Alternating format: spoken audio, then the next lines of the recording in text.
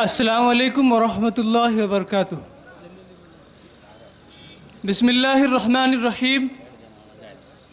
ان الحمد للہ احمدہ واستعینہ واستغفرہ واؤمن بہ واتوکل علیہ، اما بعد۔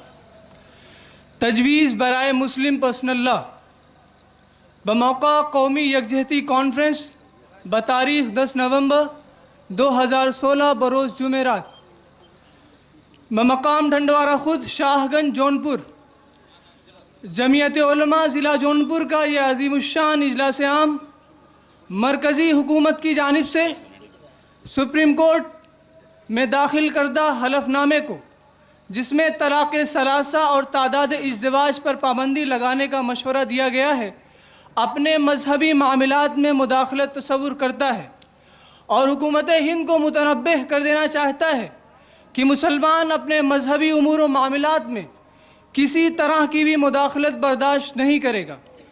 اس ملک کے آئین نے ملک میں بسنے والے ہر شہری کو اپنے مذہب اور تہذیب پر عمل کرنے کی آزادی دی ہے۔ یہ حلف نامہ آئین کی اس بنیادی روح کے خلاف ہے اور اسے نہ صرف مسلمان بلکہ ملک کا ہر انصاف پسند شہری تسلیم نہیں کرے گا۔ یہ اجلاس عام حکومت ہند سے یہ مطالبہ کرتا ہے کہ وہ اپنے داخل کردہ حلف نامے کو واپس لے اور مسلم پرسنل لا میں مداخلت بند کرے۔ آپ حضرات اس کی تائید کرتے ہیں؟ ہاتھ اٹھا کر تائید فرمائیں، بس بغیر کسی تمہید کے۔ مائک سیٹ کریں۔ میں حضرت والا سے عرض کروں گا کہ اندھیری راتیں پکارتی ہیں، فروغ نور سحر کہاں ہے؟ سوال اٹھا ہے کائنات حیات کی راہ گزر کہاں ہے؟ نظام گلشن تمہاری ترتیب لفظ کی راہ تک رہا ہے، جلائیں اپنے سخن کی مشعل کی قافلہ بھٹک رہا ہے۔ ہم سب کے مخدوم محترم ہمارے سامنے۔ الحمدللہ نحمدہ ونستعینہ ونستغفرہ ونؤمن بہ ونتوکل علیہ ونعوذ باللہ من شرور انفسنا ومن سیئات اعمالنا من یہدہ اللہ فلا مضل له ومن یضللہ فلا ہادی لہ ونشهد أن لا إله إلا الله وحده لا شريك له ونشهد أن سيدنا ومولانا محمدا عبده ورسوله أما بعد۔ صدر محترم، علماء کرام، جلسے میں شریک ہونے والے قرب و جوار کے ہندو مسلم بھائی، آپ نے جمعیت علماء جونپور کی طرف سے قومی یکجہتی کے سلسلے میں آج اس چھوٹی سی بستی میں اتنا بڑا اجتماع کیا، یہ آپ کی زندگی، ملک سے محبت اور باشعور ہونے کی ایک علامت ہے۔ اتنے بڑے اجتماع پر میں آپ سب کو مبارکباد دیتا ہوں۔ جمعیت علماء ہند کا ملک کے موجودہ حالات کے تناظر میں قومی یکجہتی کا پروگرام جمعیت علماء ہند کی ایک خصوصیت ہے۔ اصل میں قومی یکجہتی یعنی ہندوستان کی تمام اقلیتیں اور اکثریتیں ملک میں ہر جگہ پیار و محبت، اخوت و ہمدردی کے ساتھ زندگی بسر کریں اور جٹ کر ایک دوسرے کے ہاتھ میں ہاتھ ڈال کر ملک کی ترقی کے لیے اپنی زندگی کو بتائیں۔ یہ کسی قوم اور کسی ملک کے لیے ترقی کا سب سے مؤثر طریقہ کار ہے۔ جمعیت علماء ہند جو بالکل ایک غیر سیاسی جماعت ہے، جس کو ملک کی پارلیمنٹ اور اسمبلی کے الیکشن سے کوئی تعلق نہیں ہے، وہ موجودہ حالات کے اندر اپنی اس پرانی تاریخ کو زندہ کرنا اپنا فرض سمجھتی ہے، اور کل کے مقابلے میں آج اس کو زیادہ ضروری سمجھتی ہے۔ ہماری ایک پرانی تاریخ ہے،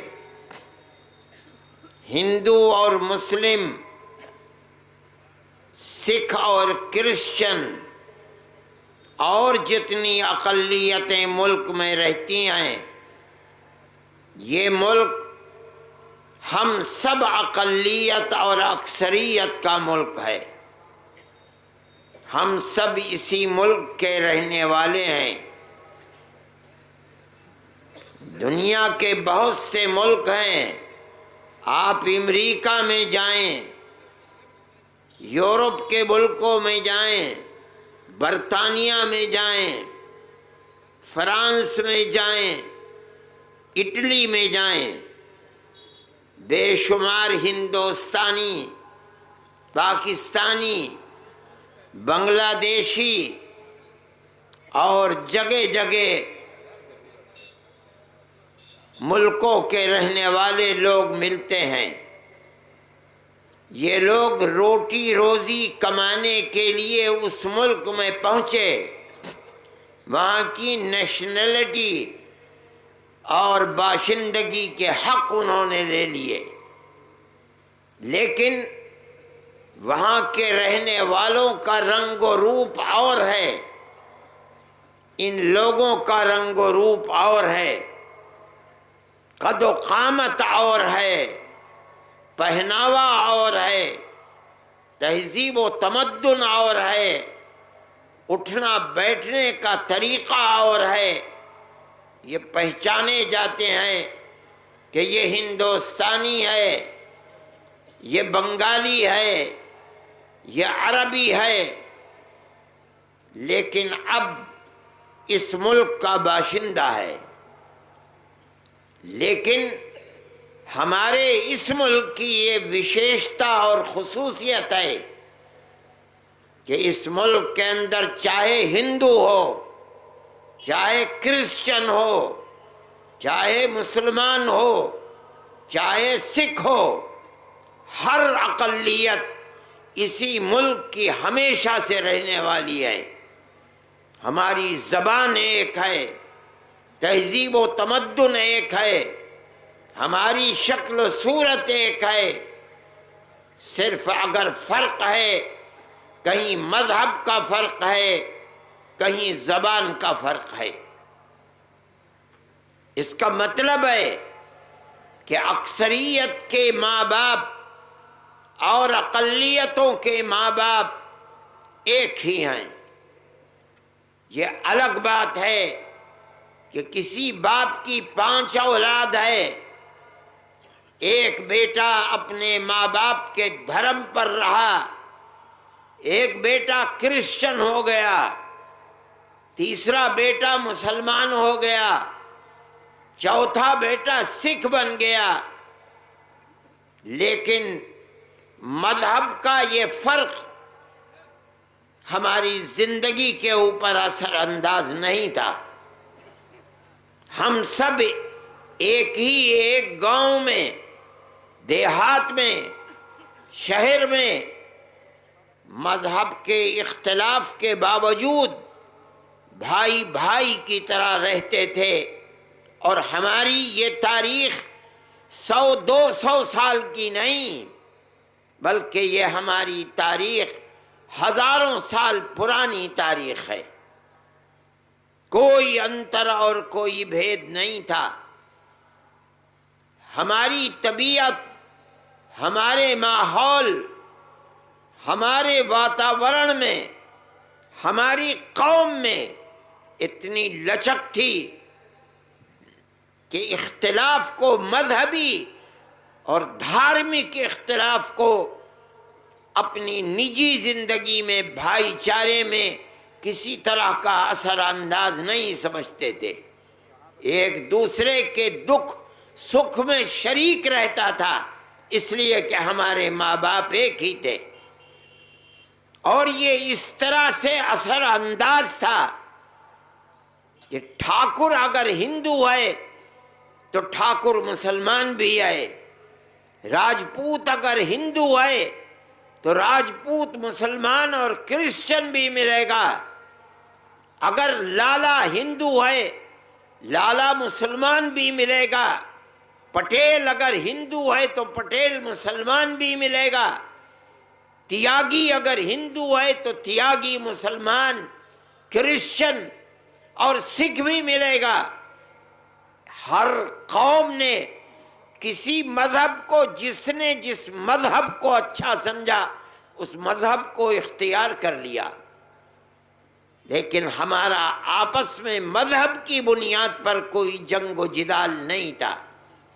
یہ ہماری پرانی تاریخ تھی اور ہزاروں سال پرانی تاریخ تھی۔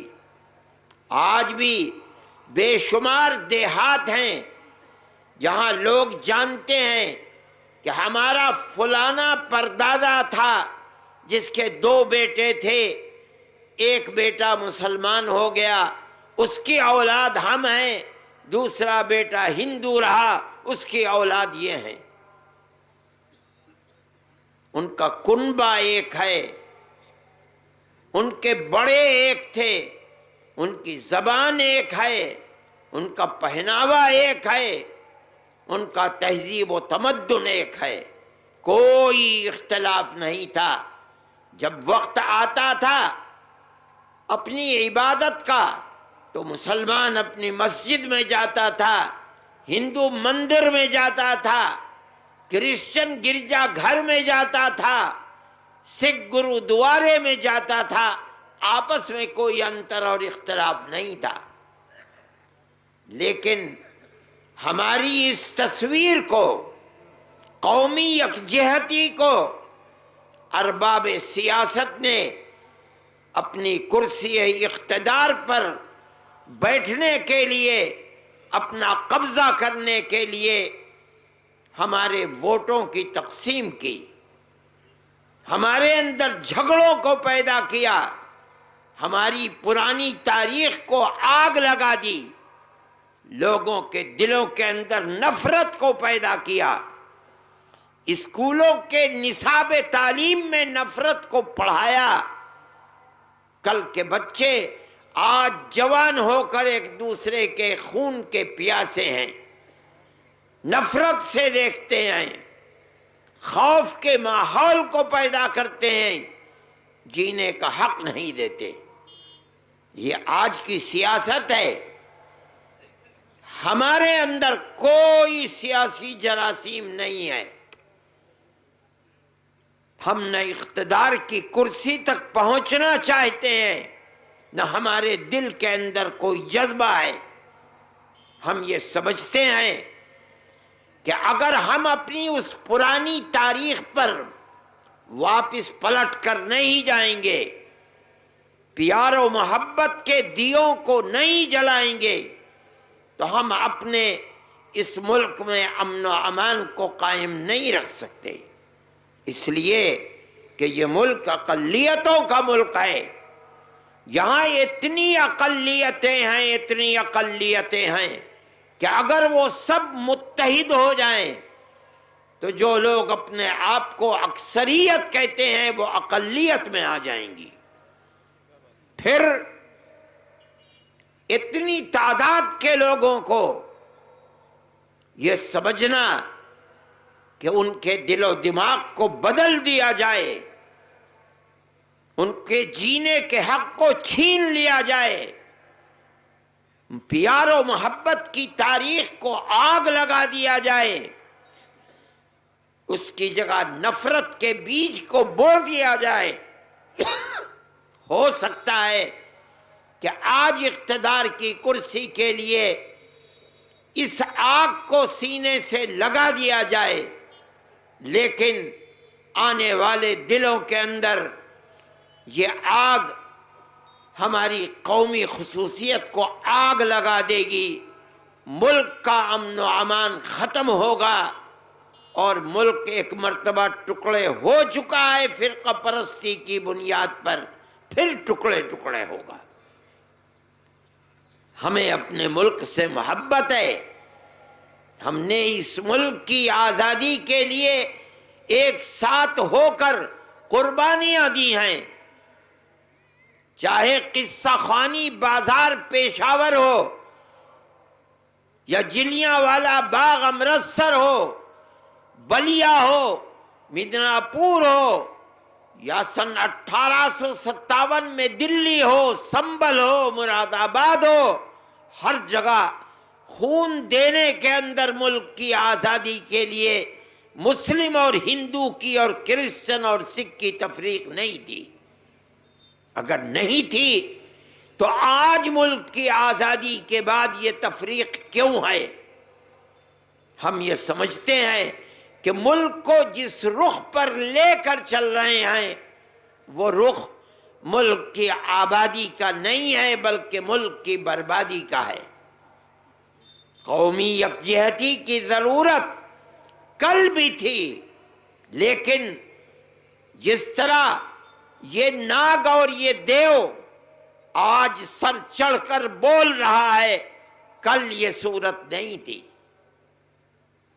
ہم مذہبی اعتبار سے اختلاف کے باوجود ایک طرح سے امن و امان کے ماحول میں زندہ تھے، لیکن آج اس حکومت کے اندر جو پالیسی اٹھی ہے وہ پالیسی گھر واپسی کی پالیسی کبھی ہوتی ہے، کبھی اس کو لو جہاد کا نعرہ دیا جاتا ہے، کبھی مسلمان اور کرسچن کو کہا جاتا ہے کہ ووٹ کا حق ان سے لے لو،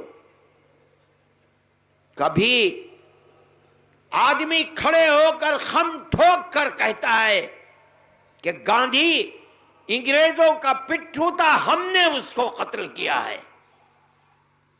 اور آج بھی ہم قتل کے بازار کو گرم کریں گے۔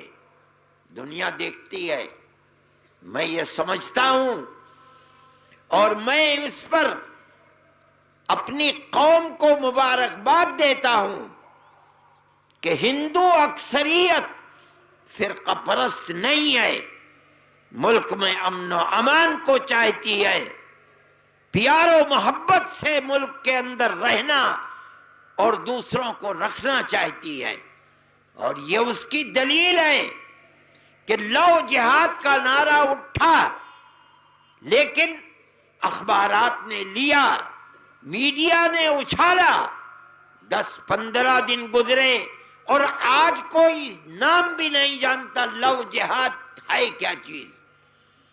اگر ملک کی اکثریت اس نعرے کو اٹھا لیتی اور اس کو لے کر بڑھتی تو ملک میں کب کی آگ لگ چکی ہوتی، لیکن اکثریت نے یہ سمجھا کہ یہ دیوانوں کی بڑھ ہے، چھوڑ دو، آگ لگانا چاہتے ہیں خود بجھ جائے گی۔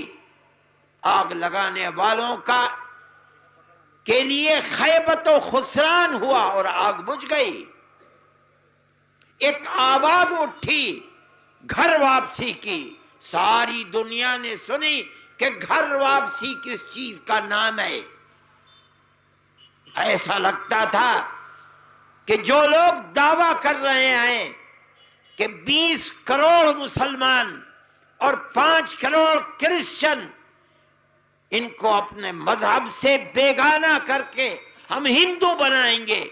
انہوں نے اپنی ماں کا دودھ پیا تھا, کسی اور نے نہیں پیا تھا, ایسا لگتا تھا. لیکن میں اس بات پر اکثریت کو مبارکباد دیتا ہوں کہ لوگوں نے یہ سمجھا کہ یہ دیوانے ہیں, پاگل ہیں, کسی نے ساتھ نہیں دیا. 10-15 دن گزرے اور آج کوئی نام بھی نہیں لیتا کیا تھا. ہر وہ تحریک جو اس دور حکومت کے اندر اٹھی, اکثریت نے اسے ریجیکٹ کر دیا, اسے قبول نہیں کیا. اس کا مطلب ہے کہ آپ پیار و محبت کی جس تاریخ کو زندہ کرنا چاہتے ہیں, آپ تنہا نہیں ہیں, آپ کے ساتھ اکثریت کی ایک بہت بڑی جماعت ہے. وہ یہ چاہتی ہے کہ ملک امن و امان کے ساتھ زندہ رہے, ملک کے اندر بھائی چارگی ہو, ملک کے اندر نفرت نہ ہو. یہ وہ چیز ہے جو اس اندھیرے کے اندر ہمیں روشنی نظر آتی ہے.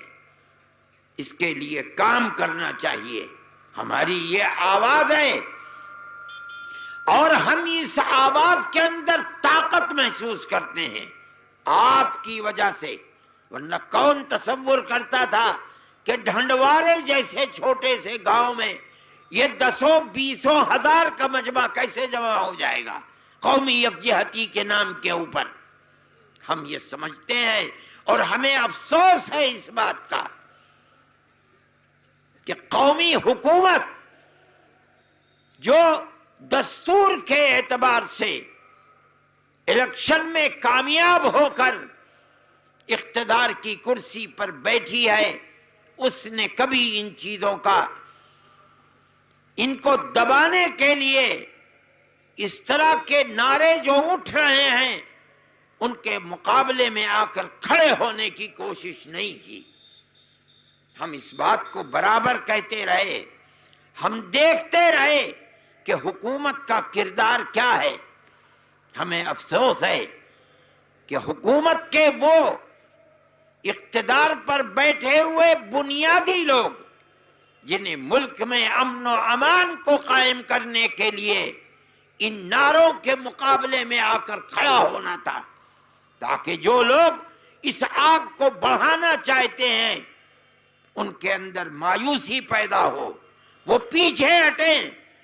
حکومت کی طرف سے کوئی بات نہیں ہوئی, عوام نے قبول نہیں کیا, خدا کی رحمت ہے. لیکن ارباب اقتدار نے کسی کے گردن تک ہاتھ پہنچایا ہو یا قانون کے شکنجے میں کسا ہو, یہ افسوس ہے کہ ایسی بات نہیں ہوئی. ہاں, اس کے برخلاف چیزیں سامنے آنے لگی. آج جس مسئلے کی طرف آپ نے تجویز کو سنایا ہے, چاہے وہ تعدد ازدواج ہو یا مسئلہ طلاق ہو, یہ در حقیقت کوئی سمجھے نہ سمجھے, کوئی کہے نہ کہے, میں یہ سمجھتا ہوں کہ وہی آواز جو 2 سال پہلے اٹھی تھی, گھر واپسی کا پروگرام, آج حکومت کا قدم اسی کی طرف بڑھ رہا ہے. اس کا مطلب ہے کہ آپ مسلمان کے پرسنل لا کے اندر, اس کی شریعت کے اندر, اس کے مذہبی قانون کے اندر گورنمنٹ حکومت کی کرسی پر بیٹھ کر کے آپ اس میں دخل دینا چاہتے ہیں. یہ ہمارا مذہبی تشخص ہے, مذہبی نشانی ہے, جس نشانی کے ساتھ ہم اپنے اس ملک کے اندر 100-200 سال سے نہیں بلکہ 1300 سال سے زندگی گزار رہے ہیں.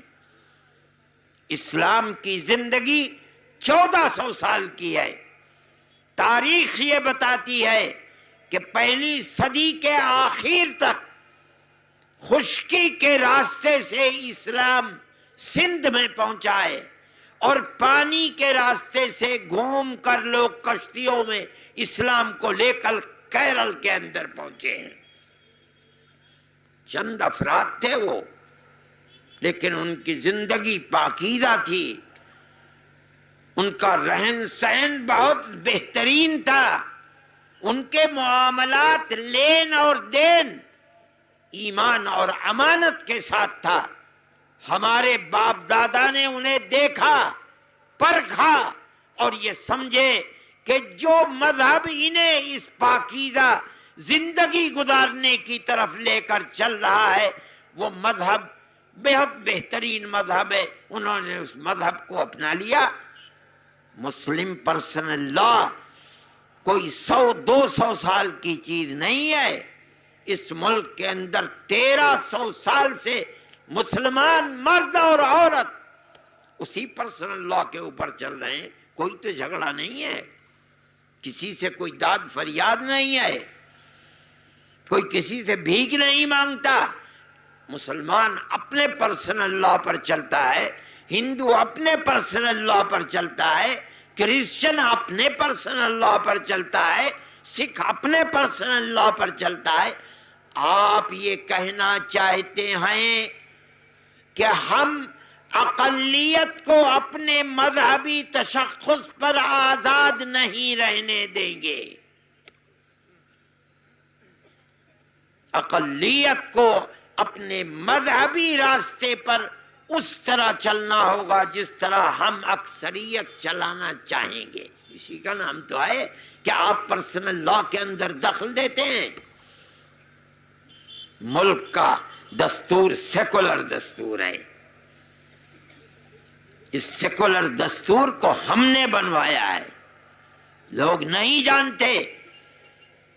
جیسے جیسے آزادی قریب آتی جاتی تھی، جمعیت علماء ہند، اس کے صدر مفتی کفایت اللہ صاحب، مولانا مدنی، مولانا ابوالکلام آزاد، مولانا حفظ الرحمان سوہاروی، برابر کانگریس، موتی لال نہرو، گاندھی جی، ان سے عہد و پیمان لیتے چلتے تھے. ہمیں بتاؤ ملک آزاد ہوگا تو دستور سیکولر دستور ہوگا یا ہندوستان ہندو اسٹیٹ بنے گا؟ اگر سیکولر دستور بنتا ہے ہم تمہارے ساتھ ہیں، ورنہ ہم تمہارے ساتھ نہیں رہیں گے.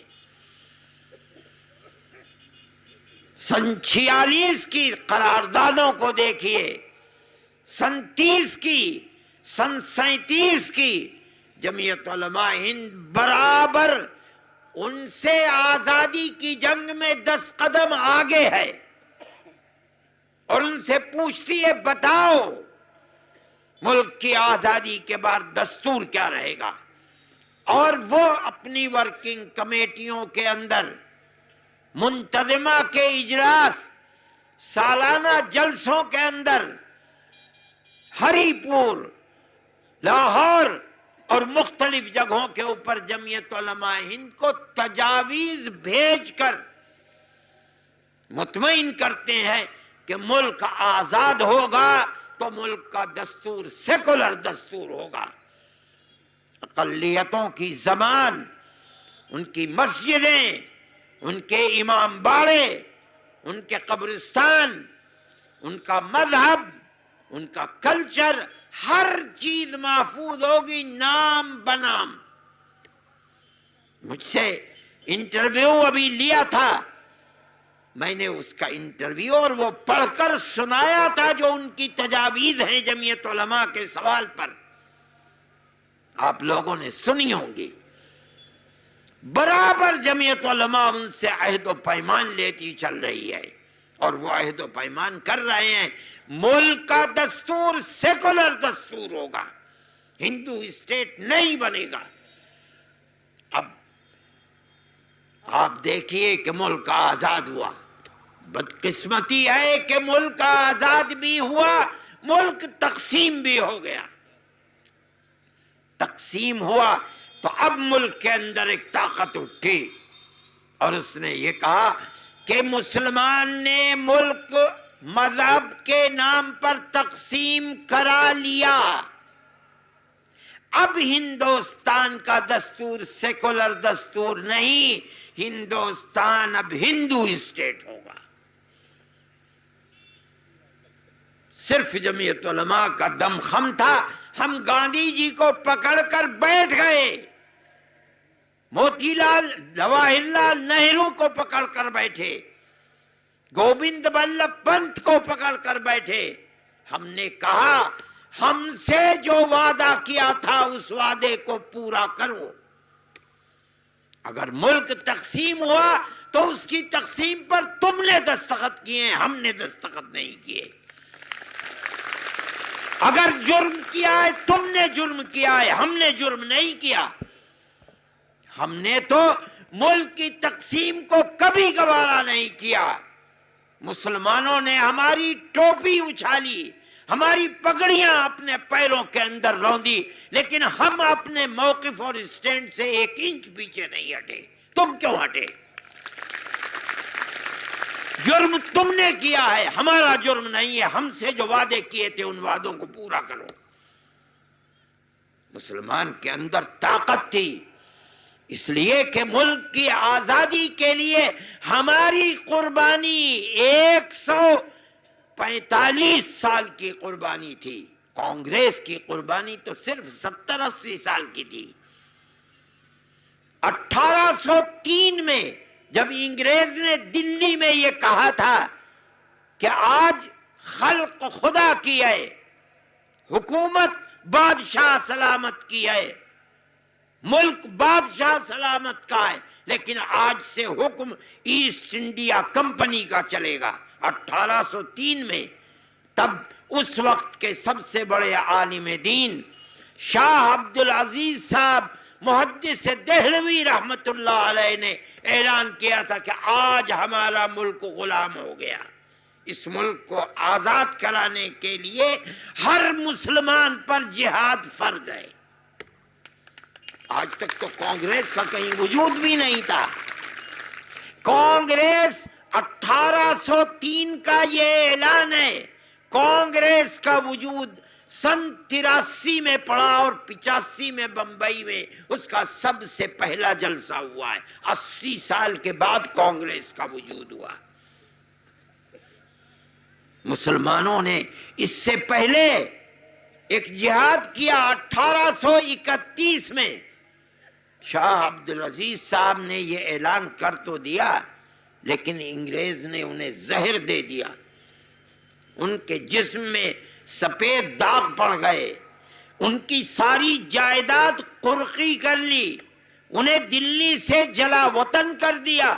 لیکن وہ مرد مومن ایسا پہاڑ تھا جس کے ارادے کے اندر ایک رائی کے برابر کہیں کوئی پیچھے ہٹنا نہیں ہے.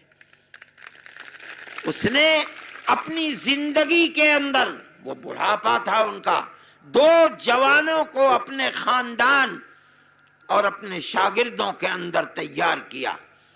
یہ دونوں امام بنائے، سید احمد شہید رائے بریلوی اور شاہ اسماعیل شہید دہلوی. ان دونوں نے پورے ملک کا دورہ کیا.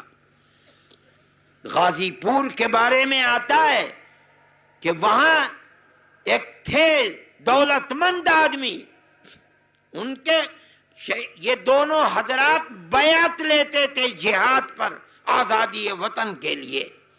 وہاں ایک صاحب تھے جنہوں نے چندہ دیا، اس زمانے میں چاندی کا 1 لاکھ روپیہ آزادی وطن کے لیے، آج کے کروڑوں روپیے کے برابر ہے.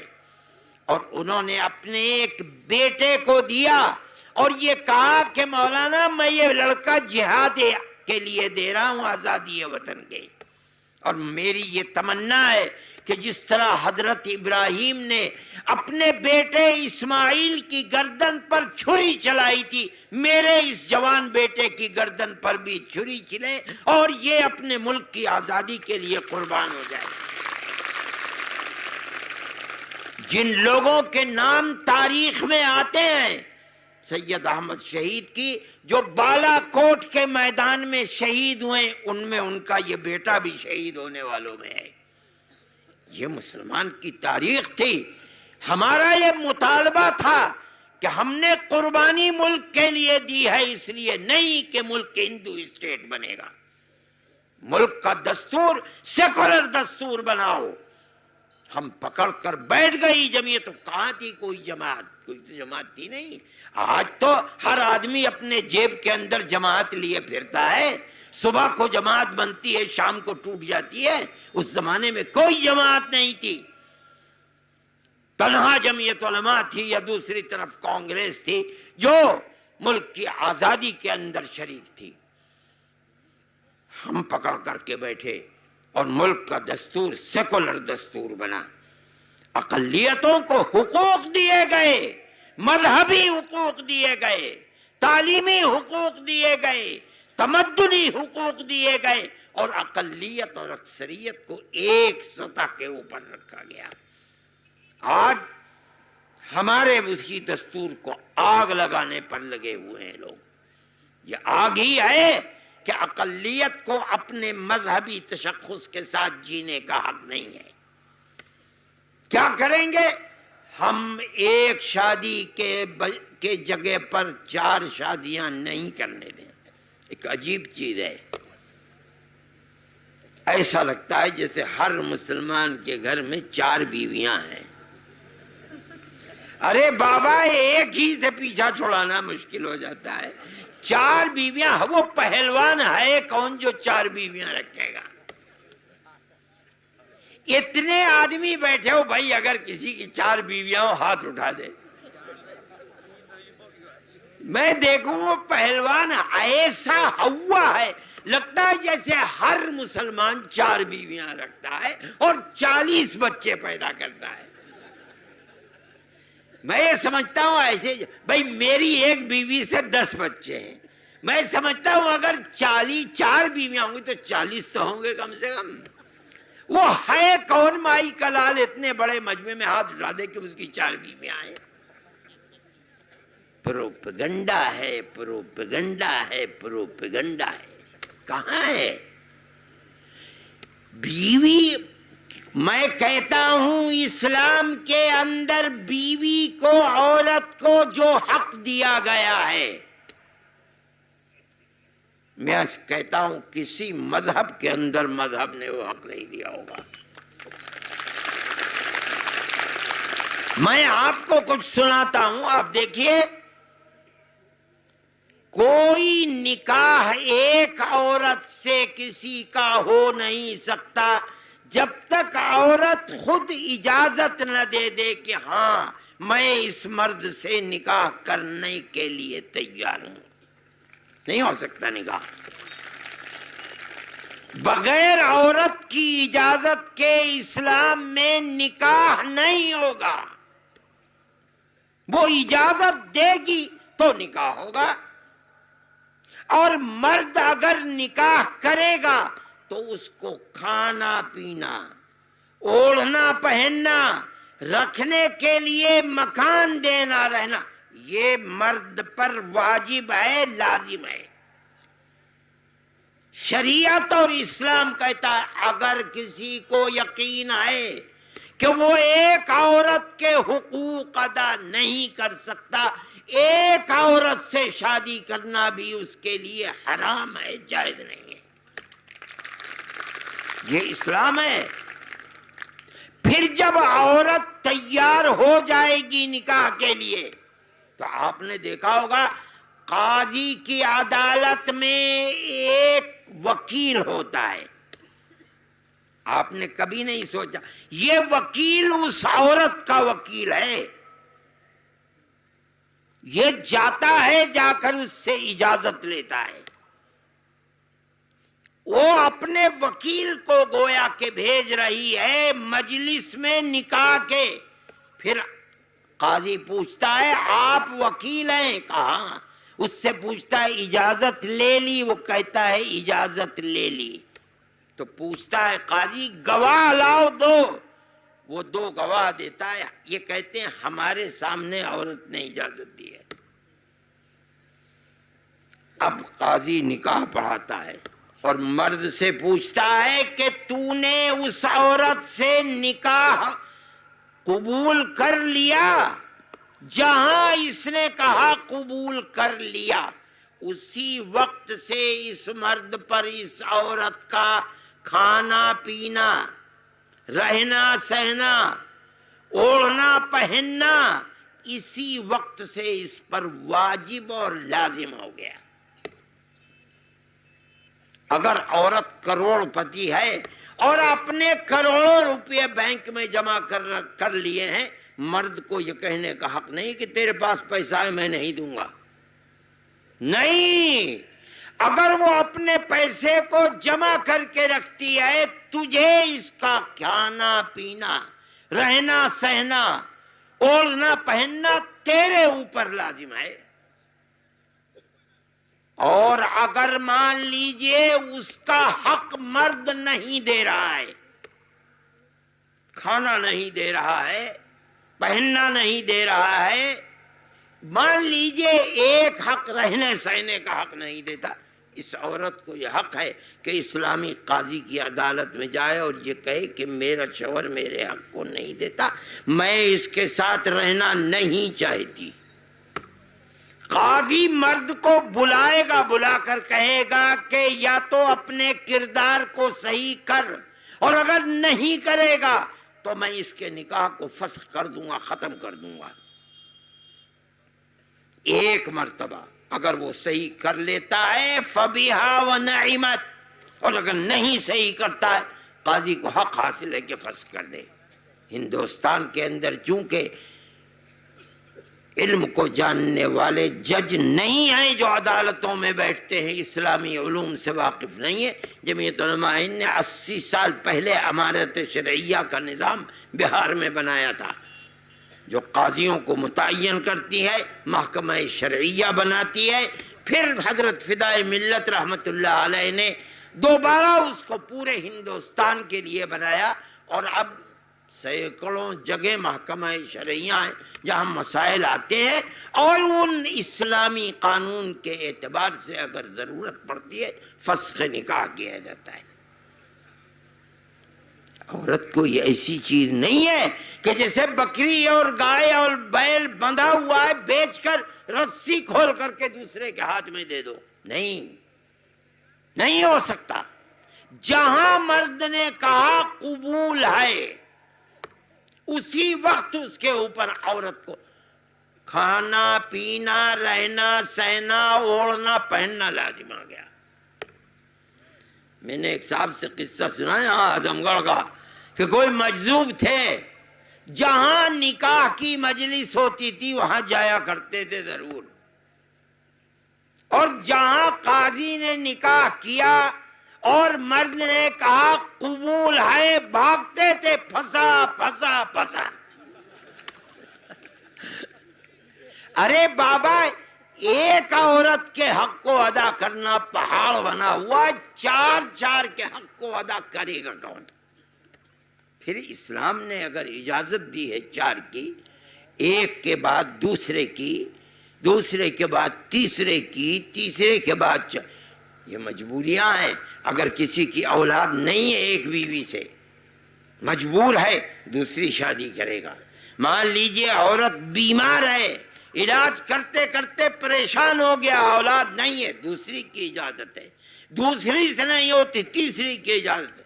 ایک صاحب تھے موسیٰ خان، بنگلور میں، بے پڑھا لکھا جاہل آدمی، دولت مند تھا، ایک شادی کی اولاد نہیں ہوئی، دوسری شادی کی اولاد نہیں ہوئی، تیسری شادی کی اولاد نہیں ہوئی، بے پڑھا لکھا تھا، چوتھی جو تیسری کی بہن تھی اسی کو بیوی بنا کر کے رکھ لیا۔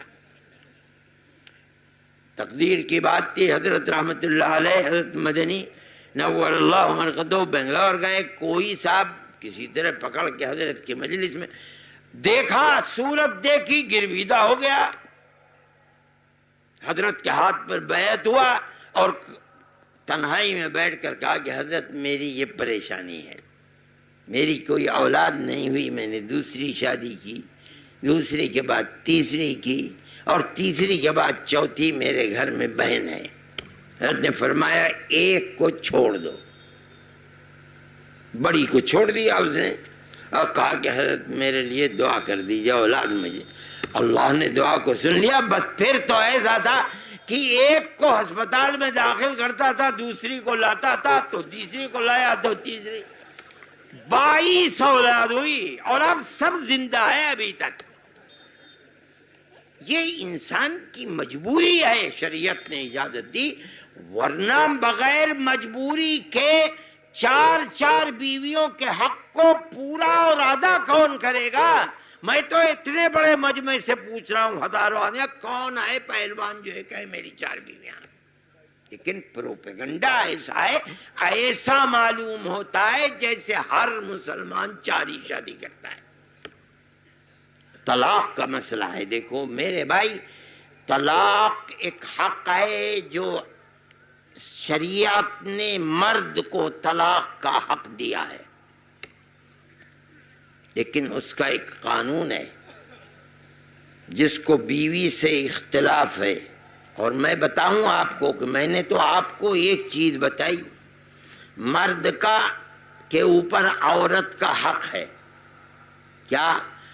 رہنا سہنا، کھانا پینا، اوڑھنا پہننا، مگر فقہا نے فسق و تفریق کے لیے 14 اسباب لکھے ہیں۔ کتنے؟ 14۔ یہ 14 میں سے اگر ایک سبب بھی پایا جاتا ہے، عورت کو حق حاصل ہے کہ قاضی کے پاس جا کر کے اپنا نکاح کو ختم کرا لے۔ 14 میں سے ایک بھی، اور وہ کتابیں موجود ہیں اردو میں بھی، فسق و تفریق کی جو کتابیں ہیں ان کو دیکھیے اٹھا کر کے۔ پھر رہ گیا طلاق کا مسئلہ، تو دیکھو طلاق کی 3 قسمیں ہیں۔ ایک قسم ہے طلاق رجعی، رجع کے معنی لوٹنے کے ہیں۔ اگر مرد نے طلاق دے دی، اس کے بعد اسے یہ حق ہے، اگر عورت ابھی عدت میں ہے تو وہ اس سے اپنے نکاح کو پھر قائم کر لے۔ طلاق دی، طلاق رجعی، 3 طلاقیں نہیں دیں، اسے حق حاصل ہے کہ وہ پھر واپس کر لے، 2 گواہ بنا لے، یہ کہہ دے کہ بھئی مجھے غصہ آ گیا تھا، میں نے اپنی طلاق کو، اپنے نکاح کو پھر قائم کر لیا عدت کے اندر۔ مان لیجئے عدت گزر گئی، مان لیجئے عدت 3 مہینے کی تھی، 3 مہینے گزر گئے، مرد کو اب دوبارہ نکاح میں لینے کا حق نہیں جب تک وہ عورت خود راضی نہ ہو۔ اگر وہ راضی ہے پھر دوبارہ نکاح کر کے اس کے نکاح میں آ جائے گی۔ عدت کے اندر تو حق تھا مرد کو کہ بغیر عورت کی اجازت کے واپس لے لے، عدت گزر گئی، نکاح بغیر عورت کی اجازت کے نہیں ہوتا۔ وہ اجازت دونوں تیار ہو جائے، کوئی حرج نہیں، پھر دوبارہ نکاح کر لے۔ اب دوسرا، اگر طلاق بائن دے دی تو مرد کا حق عدت کے اندر بھی نہیں رہتا۔ ہاں، اگر عورت خود تیار ہے کہ میں اس مرد کے ساتھ رہنے کے لیے تیار ہوں، پھر دوبارہ نکاح کر لے اپنی مرضی سے، پھر دوبارہ مرد کے ساتھ آ سکتی ہے۔ لیکن اگر اس جاہل اور بے غیرت مرد نے طلاق کو کھلواڑ بنا لیا اور تیسری طلاق بھی دے دی، اب اسلام کہتا ہے کوئی باغیرت عورت اس بے غیرت مرد کے ساتھ نہیں رہے گی۔ یہ تیسری طلاق ہے۔ رہ گیا یہ کہ اس عورت کو حق ہے جس مرد سے چاہے نکاح کرے، یہ مرد آزاد ہے، جس عورت سے چاہے نکاح کرے اگر عورت راضی ہے، مگر یہ عورت جس کو وہ بار بار 3 طلاقیں دے چکا ہے، یہ اس کی بے غیرتی ہے کہ اسلام نے جو سہولت دی تھی اس کو، اس نے اس سہولت کو پامال کر دیا۔ یہ مسئلہ اطلاع، یہ بتائیے کہ وہ کون سی جگہ ہے جہاں عورت کے اختیار کو اسلام نے چھین لیا؟ ہر جگہ تو اختیار ہے عورت کو۔ میرے بھائی، اس صورتحال میں پرائم منسٹر مودی، دیکھیے ہمارے ملک کا اتنا بڑا پرائم، وہ کہتا ہے کہ میں عورتوں کو برابری دوں گا 3 طلاق کا میں نے۔ ارے بھائی، ساری دنیا بھوکی مر رہی ہے، کاروبار والے ہاتھ پر ہاتھ رکھ کے بیٹھے ہیں، اور آج تو جو کروڑ پتی ہیں وہ اپنی جان دے رہے ہیں، خودکشی کر رہے ہیں، مر رہے ہیں، ہزار کے نوٹوں کی بوریاں لیے پھر رہے ہیں۔ ہو کیا ان کی طرف تمہاری توجہ نہیں ہے؟ بس مسئلہ ساری دنیا، امریکہ سے لے کر آسٹریلیا تک ایک ہی مسئلہ ہے، اوہو مار دیا، عورت کے حق لے لیے، 3 طلاق ہو گئے۔ ارے بابا، 3 طلاق کو سمجھو تو ہے کیا 3 طلاق؟ یہ چاہتے ہو کہ جس طرح ہندو اور کرسچن مرد کو طلاق دینے کا حق نہیں ہے، کورٹ طلاق دے گا، یہ چاہتے ہیں برابری کا مطلب یہ ہے مسلمان عورت کو بھی مرد سے طلاق نہ ملے، کورٹ میں جائے۔ اور ہندوستان کی کورٹ کا حال یہ ہے، لوور کورٹ میں 4-5 سال مقدمہ چلا، مان لیجیے عورت جیت گئی، مرد ہار گیا، مرد اگلے ہی دن ہائی کورٹ جائے گا، ہائی کورٹ میں 5 سال لگ جائیں، 8 سال لگ جائیں، 10 سال لگ جائیں، مان لیجئے وہاں مرد ہار گیا، اگلے ہی دن عورت سپریم کورٹ چلی جائے گی، زندگی برباد، جوان عورت بوڑھی ہو جائے گی، فیصلہ نہیں ملے گا۔ یہ چاہتے ہو اسی جگہ لا کر کے مسلمان عورت کو کھڑا کرنا چاہتے ہو؟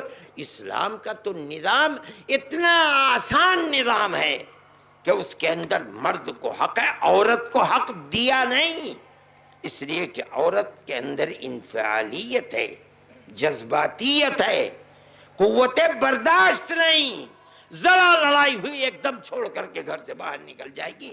بچوں کا کیا ہوگا؟ گھر کا کیا ہوگا؟ خود اس عورت کا کیا ہوگا؟ تحمل، برداشت، یہ مرد کے اندر ہے۔ اسلام نے مرد کو حق دیا ہے، لیکن عورت کو بالکل بے حق نہیں بنایا۔ ہاں، اگر ایسی چیز ہے، دروازہ کھلا ہوا، جا کر کے شکایت کر، اگر حق تیرے ساتھ ہے تجھے حق پورا ملے گا۔ یہ مسئلہ نکاح ہے اور یہ مسئلہ طلاق ہے، ایک ہوا بنا کر کے ساری دنیا کے اندر کھڑا کیا ہے۔ مسئلہ کچھ نہیں ہے، صرف ایک ہی مسئلہ ہے، مسئلہ ہے کہ مسلم پرسنل لا کو ختم کر کے اکثریت اور اقلیت کی زندگی گزارنے کے لیے ایک ڈگر بنا دی جائے۔ یہ وہی چیز ہے، ہندوستان میں رہنا ہے تو ہندو تو وندے ماترم کہنا ہے، بالکل ہندوستان کے دستور کو، سیکولر دستور کو آگ لگا کر اس کو ہندو اسٹیٹ بنانا، ملک نہیں زندہ رہ سکتا۔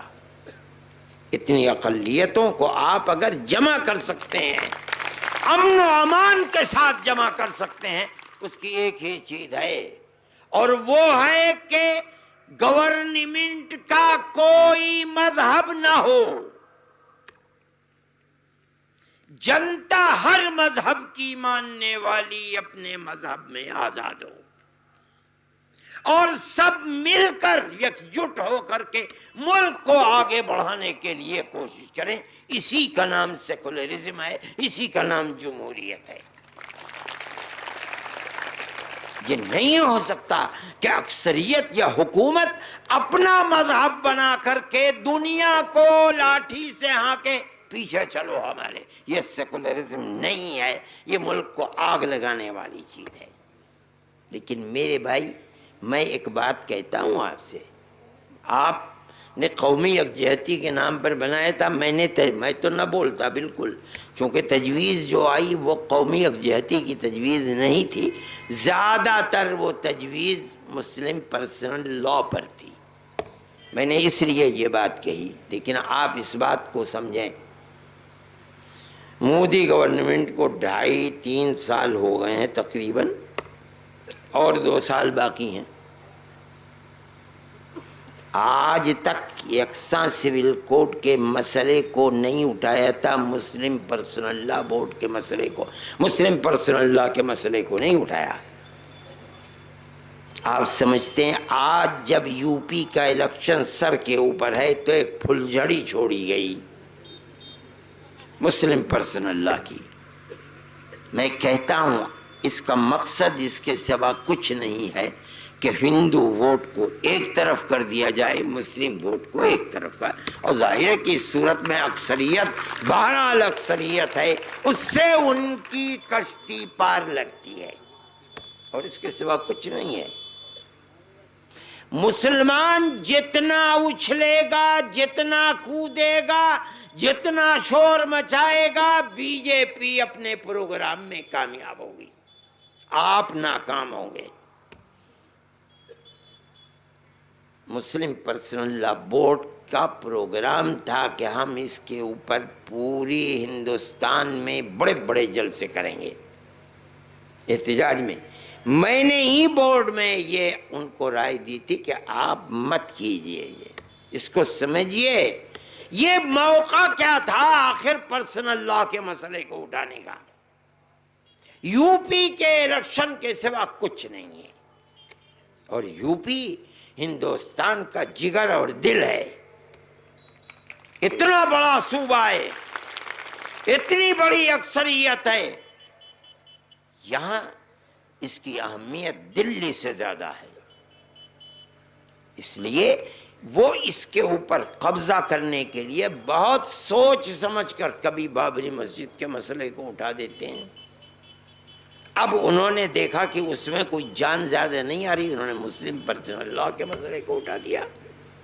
پرسنل لا کے مسئلے کی کوئی بات، گورنمنٹ اگر چاہتی ہے کہ پرسنل لا کے سلسلے میں واقعی اسے تشویش ہے اور وہ ایک کرنا چاہتی ہے، تو دیکھو لا کمیشن کو، پرسنل لا تو ہمارا ہے، مسلمانوں کا ہے، انہیں مسلمانوں سے رائے لینی چاہیے تھی کہ مسلمان یہ بتائیں کہ وہ اپنے پرانے پرسنل لا پر رہنا چاہتے ہیں یا پرسنل لا میں ترمیم چاہ کر یکساں سول کوڈ کی طرف چل رہے ہیں. مسلمان آپ کو رائے دے گا، لیکن آپ کی نیت خراب تھی، آپ نے ایسا نہیں کیا. آپ نے، مسئلہ تو ہے مسلم لا کا، آپ نے رائے مانگی ہے سارے ہندوستان سے. بھائی بتاؤ، تم بتاؤ کہ نکاح 4 کیے جائیں نہ کی جائے اور طلاق کے مسئلے میں کیا رائے ہے. آپ سارے ہندوستان سے پوچھیں، سارا ہندوستان کیا جانے مسئلے کو. بھائی فیصلہ عدالت کے اندر ہوتا ہے تو جو اس مسئلے سے ٹچ ہوتے ہیں ان کو بلایا جاتا ہے، ان کی رائے لی جاتی ہے، ان سے گواہی لی جاتی ہے، ان کے خلاف فیصلہ ہوتا ہے یا ان کے موافق فیصلہ ہوتا ہے. جن کو ٹچ نہیں ہے مسئلے سے، آپ ان سے رائے کیوں لے رہے ہیں؟ آپ سمجھتے ہیں اس کا مطلب یہ ہے، اگر مان لیجئے 18 کروڑ مسلمان ہیں، آپ نے آج پیدا ہونے والے بچے سے بھی مان لیجئے دستخط کرا دیے، انگوٹھا لگوا دیا، 18 ہی کروڑ تو دستخط ہوں گے. آر ایس ایس اور بی جے پی 18 کے مقابلے میں 25 کروڑ دستخط پیش کر دے گی، جھوٹے یا سچے. لا کمیشن رائے دے دے گا، اکثریت کی رائے یہ ہے کہ ترمیم ہونی چاہیے، ترمیم کا راستہ کھل جائے گا. آپ ہم سے پوچھئے، ہمارا دعویٰ ہے کہ 99% مسلمان مرد اور عورتیں یہی گئے، ہم اسلام اپنے پرسنل لا پر جینا چاہتے ہیں، مرنا چاہتے ہیں. ہم سے پوچھئے، ہم بتائیں گے. میرے بھائی، حکومت کی نظریں بدلی ہوئی ہیں. ہمیں شکوہ ہے دنیا کے اندر امن و امان تھا، آگ کیوں لگاتے ہو؟ دنیا میں تو کسی کی حکومت ہمیشہ نہیں رہتی. ارے بھائی کل تک جن کی حکومت امریکہ میں تھی آج ختم ہو گئی. پارٹیاں تو آتی رہتی ہیں جاتی رہتی ہیں، لیکن ایسے خطوط ایسے راستے چھوڑ کر جاؤ کہ دنیا یہ کہے کہ بھئی فلانے نے یہ کیا تھا یہ کیا تھا، ایک اچھا کام کیا تھا، یہ اچھا. یہ کیوں کہہ کے جاتے ہو کر کے جاتے ہو کہ ہر مسلمان کھڑے ہو کر جا کہ بی جے پی نے ہمارے مذہبی تشخص کو ختم کرنے کے لیے راستہ نکالا تھا. ہم یہ کہتے ہیں اور ہمیں یہ حق ہے کہنے کا. مذہب ہمارا ہے، پرسنل لا ہمارا ہے، آپ کو اس میں دخل دینے کا حق نہیں. آپ ہم سے رائے لیجئے، ہم آپ کو رائے دیں گے. یہ بات چل رہی تھی ابھی جمعرات کے دن. ہندوستان کے ایک بہت بڑے وکیل ان کا میرے پاس ہے کہ بھئی میں تم سے بات کرنا چاہتا ہوں، اس لیے کہ لا کمیشن نے مجھے بلایا ہے اور مجھے ان کے ساتھ بات کرنی ہے. تو بیٹھ کر کے ہم مسئلے کو سمجھے. میں 5 بجے ان کے گھر گیا اور بیٹھ کر ہم نے تقریباً پون گھنٹہ بات چیت کی. مسئلے کو میں نے سمجھایا. میں نے یہ کہی یہ بات کہ مسئلہ یہ نہیں ہے، ہم یہ سمجھ رہے ہیں کہ گورنمنٹ حالیہ مسلمان کے مذہب اور اس کمیونٹی کے خلاف ہے، اور ہم گورنمنٹ کے عمل سے یہ فیصلہ کر رہے ہیں. میں نے بتایا یہ ہوا یہ ہوا یہ ہوا یہ ہوا. گورنمنٹ کبھی نہیں بولی، کبھی کسی کے منہ کو بند نہیں کیا، کبھی یہ نہیں کہا کہ آپس میں تفریق کے اسباب کو اگر کوئی کھڑا کرے گا تو گورنمنٹ کا قانون اس کے خلاف کام کرے گا. نہیں ہوا. آج گورنمنٹ بولی تو 3 طلاق کے مسئلے کے اوپر پرائم منسٹر بولے کہ بڑا ظلم ہو رہا ہے. جیسے ہر آدمی طلاق نکاح کر کے اپنی بیوی کو 3 طلاق ہی دیتا ہے. کسی کے گھر میں کوئی بیوی ہے ہی نہیں. ایسا ایک ہوا ہے. جیسے یہ ہے کہ ہر مسلمان 4 شادی کرتا ہے، اسی طرح یہ بھی ہوا ہے. طلاق 3 عینی حال ایسا لگتا ہے جیسے ہر مسلمان اپنی بیوی کو 3 طلاق ہی دیتا ہے. کسی کے گھر میں کوئی بیوی نہیں ہے. میں نے کہا کہ اگر یہ بات ایسی ہے تو وہ ہم سے پوچھیں، ہم اس کے لیے تیار ہیں جواب دینے کے لیے. ہم بتائیں گے کہ ہم کیا چاہتے ہیں. ہندوستان میں کم از کم 10 کروڑ مسلمان عورتیں تو ہوں گے. اور بھائی مسلمان گورنمنٹ کہتی ہے 18 کروڑ، ہم کہتے ہیں کہ 25-30 کروڑ ہیں. آپ 18 ہی کروڑ مانیے. ارے بھائی آدھے، میں کہتا ہوں آدھے نہیں، آپ 1/3 تو لیجئے. 6 کروڑ تو مسلمان عورتیں ہوں گی. یہ 6 کروڑ عورتیں یہ بتائیں گی کہ ہم پر ظلم ہو رہا ہے شوہروں کی طرف سے یا نہیں. آپ ہم سے پوچھئے، ہم اس کا جواب دیں گے. ہم سے نہ پوچھ کر آپ 150 کروڑ لوگوں سے پوچھتے ہیں ملک کا کہ بتاؤ کہ مسلم پرسنل لا میں ترمیم کی جائے نہ کی جائے. ہمیں تو یہ منظور نہیں ہے. مسئلہ ہمارا ہے، پوچھتے ہو دوسروں سے. یہی وہ چیز ہے جو خطرات کو پیدا کرتی ہے. نیت تمہاری خراب ہے. وہ گئے اگلے دن اور صرف لا کمیشن کے چیئرمین سے نہیں، وہ مجھ سے کہنے لگے کہ سارے جتنے بھی ان کے سیکریٹری تھے 10-12 بڑے بڑے، سب کے سب جمع ہوئے، بیٹھ کر بات کی. انہوں نے اسی خط کے اوپر ان سے گفتگو کی کہ مسئلہ یہ نہیں ہے. مسئلہ یہ ہے کہ مسلمان یہ سمجھتا ہے کہ موجودہ گورنمنٹ مسلمان کے خلاف ہے. گورنمنٹ نے جو حلف نامہ پیش کیا اس سے مہر لگا دی گورنمنٹ نے. آپ کو کوئی قدم ایسا نہ اٹھانا چاہیے کہ جس سے مسلمان کا یہ خیال اور مضبوط ہو، اور وہ مضبوط ہو رہا ہے. لیکن آپ 6 کروڑ عورتوں کا اور 12 کروڑ مردوں کا مسئلہ ہے، آپ اسے چھوڑ کر کے 150 کروڑ آدمیوں سے کیوں سوال کر رہے ہیں؟ آپ مسلمانوں سے پوچھئے. اور وہ بات ایسی ہوئی کہ ان کی سمجھ میں آئی اور کچھ خطوط متعین کیے گئے ہیں، خدا کرے ان خطوط کے اوپر گاڑی چلے اور اس مسئلے کے جو غبار اٹھ رہا ہے، جو طوفان اٹھ رہا ہے، اللہ اس طوفان کو صحیح سمت کے اندر بیٹھال دے۔ میرے بھائی، یہ ایک مسئلہ ہے۔